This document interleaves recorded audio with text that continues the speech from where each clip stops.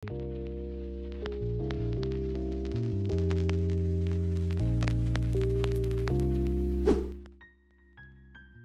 selain itu ada lagi benda asing di hidung. Nah, ini kasusnya juga sering biasanya pada anak-anak.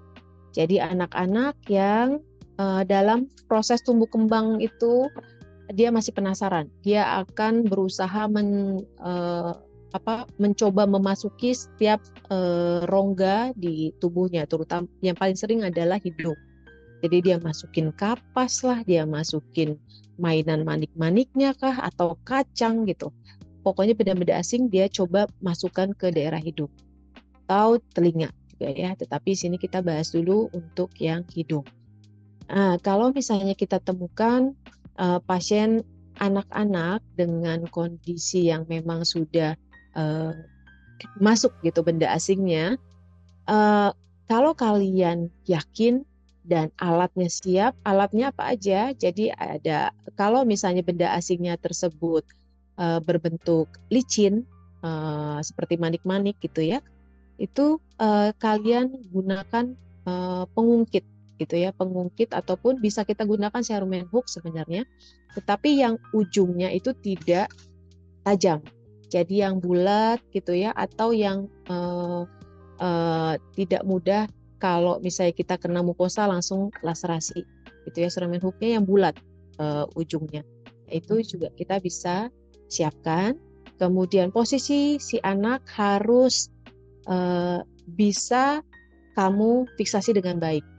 Jadi posisi anaknya bagaimana? Tidak boleh tidur, ya. Tidak boleh tidur. Saat kita mengambil benda asing di hidung, uh, mau anak-anak ataupun dewasa, itu dalam posisi duduk.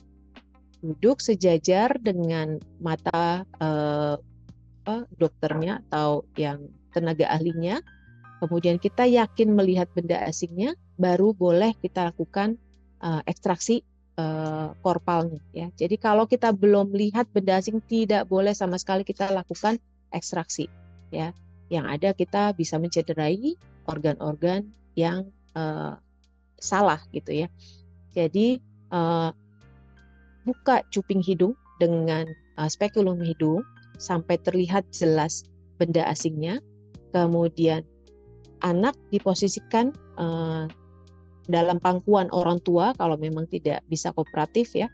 Di pangkuan orang tuanya, jangan lupa kaki kedua lututnya difiksasi juga, ditahan oleh kedua kaki orang tuanya. Kemudian tangan anak tersebut kiri kanan dipeluk oleh si ibunya ataupun oleh orang tuanya ya. Jadi posisi kepala anak dipegang oleh asisten kita.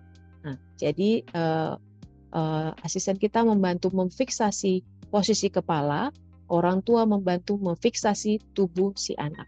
Itu. Posisi benda asing harus terlihat. Sekali lagi saya tekankan, posisi benda asing harus terlihat jelas oleh kita. Kemudian kita buka kafum nasi selebar mungkin, ya, tetapi tidak beri sakit rasa nyeri ke anak ya. Jadi kita buka dengan vestibul dengan spekulum hidung, kemudian kita masukkan pengait ataupun cerumen hook yang tidak tajam, arahkan ke dasar kafum nasi. Tekan benda asingnya di yang bagian posterior, kemudian tekan ke bagian dasar kafum nasi. Nah, itu tidak ada apa-apa di daerah kafum nasi ya. Jadi kayak lantai gitu ya kalau kafum nasi kita tuh dasarnya. Jadi itu membantu kita untuk menahan benda asing supaya dia tidak terlepas lagi. Jadi kalau kalian sudah yakin dapat mengaitkan benda asingnya, tekan ke bawah, tarik ke anterior. Itu udah pasti keluar ya. Jadi jangan diulang-ulang. Kalau belum yakin kena benda asingnya, belum jelas tertarik oleh pengait kita, jangan coba-coba gitu ya. Kemudian next dulu. Oke, sebentar sebelum ke sudden deafness ya. Jadi tadi boleh back dulu. Nah, untuk benda asing, kalau misalnya benda asingnya kita temukan ternyata masih hidup nih, nah itu yang sulit. Biasanya benda asing serangga kah atau cacing gitu ya, itu harus kita buat mati dulu ya. Nah, cara buat matinya susah biasanya kalau binatang atau benda hidup di daerah hidung. Jadi paling kita rangsang dia dengan aroma yang kurang enak gitu ya, bisa kita rangsang dengan eh, alkohol gitu. Dia akan berusaha untuk mencari sumber dan keluar biasanya. Nah, kalau sudah keluar, kita tidak lagi pakai pengait kalau misalnya benda hidup ya. Jadi kalau benda hidup kita pakai aligator bisa ataupun pinset gitu ya. Tetapi kita harus steady dan yakin bisa menjepit dengan baik gitu.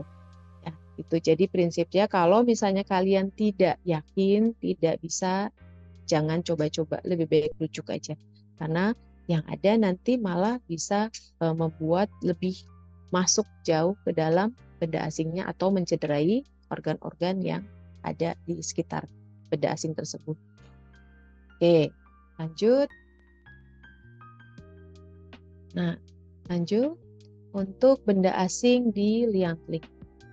Benda asing di liang telinga ini juga sering terjadi kasusnya, dan pasti pasien datang tidak ke poli nih kalau kayak gitu. Dia pasti seringnya kayak gini.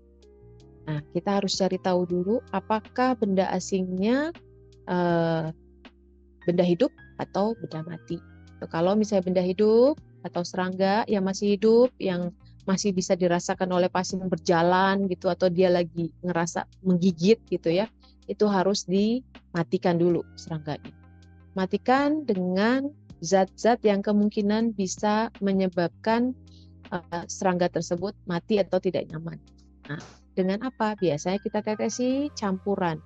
Boleh dengan lidokain 2 ampul ditambah setengah ampul dari epinefrin, ataupun 3 ampul lidokain dicampur dengan 1 ampul epinefrin. Gitu.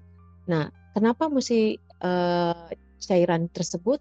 Pertama, ada kita berikan untuk anestesinya, anestesi dari lidokainnya. Kemudian kita bisa berikan untuk menghentikan perdarahan kalau sudah terjadi laserasi dengan epinefrinnya, gitu ya. Kita berikan tetes cairan tersebut, tunggu dulu kira-kira 10-15 menit. Biasanya pasien akan merasakan serangganya tidak bergerak lagi. Nah, kalau sudah tidak bergerak, kemungkinan serangga sudah mati.